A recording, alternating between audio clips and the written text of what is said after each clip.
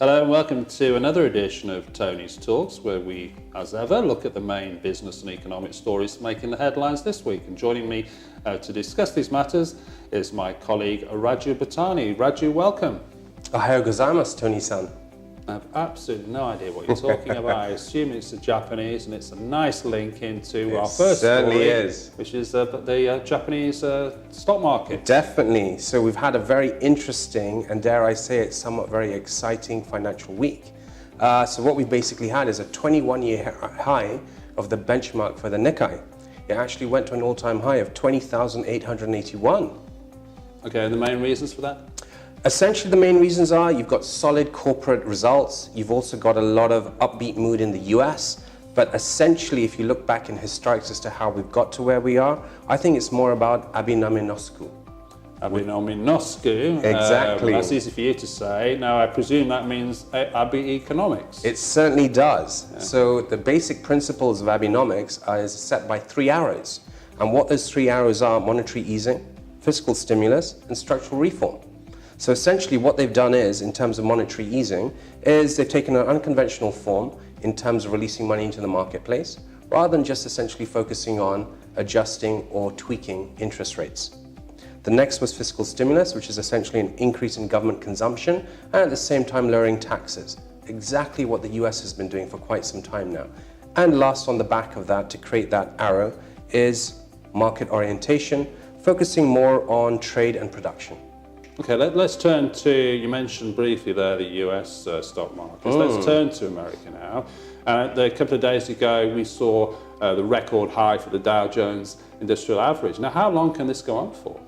Well, that's like saying how long is a piece of string, isn't it? None of us really has an ability to make that prediction.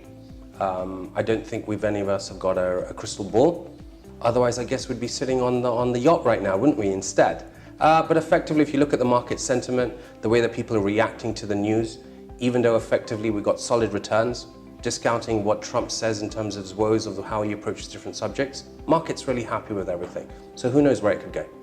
But the main reason for that is, I mean, we've obviously got some geopolitical factors like North Korea, for example, but yet the markets still continue to rise. Totally. I think it's really down to the solid market returns. You've got corporate returns being released. You've also got the fact that if you can think about what's going on in terms of unemployment, US is literally at this highest employment rate ever. And you've also got spending that's actually coming through with all the stimuluses that I just now mentioned, which is what Japan is also doing as well. Well, look, let's turn to the oil price, which is a subject that we talk about often on this program. King Salman was in Russia last week, trying to extend the deal between OPEC and non-OPEC members regarding oil output production. What's your take on this? Where do you see the oil price going in terms of supply and demand? I think before we talk about price, which could be very theoretical, I think it's really interesting how OPEC has actually taken a lot of the basis of its trust in the marketplace, which has taken it some time to actually get there. And surprisingly, what they've done is something very indifferent than what people would expect. And they've actually gone to the shale producers. So as much as it's very important, yes, that they went to Russia, I think it's quite interesting that they actually have gone quietly to the shale producers and said, hey, why don't you join us? Let's think about how we can affect demand, which obviously they can't, but they can affect it through supply. And that in itself will decide where the price really equalizes, I think. But if you have to take a guess, what do you think?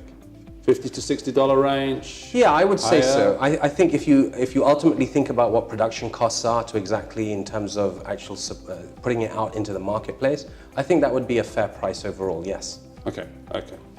We got some good information and news coming out of the IMF. The forecast for global growth is looking pretty positive, isn't it? It is, surprisingly. So they revised their actual estimations.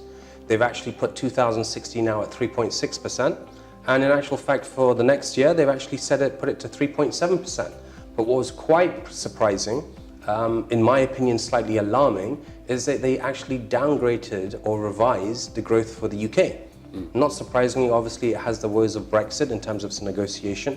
That's causing its own issues in itself. And if you think about a comparative to the rest of the G7, the UK was the only one that was revised down. Why were they revised down? Well, essentially, you've got to think about what are they going to do about their trade deals? What are they going to do about migration? And what are they else going to be able to do about economic methodology in terms of pricing? Those three core factors is essentially what Brexit will have to conquer by 2019. Raju, thanks very much for joining us. Thank you. If you want some more information, please click on the link below.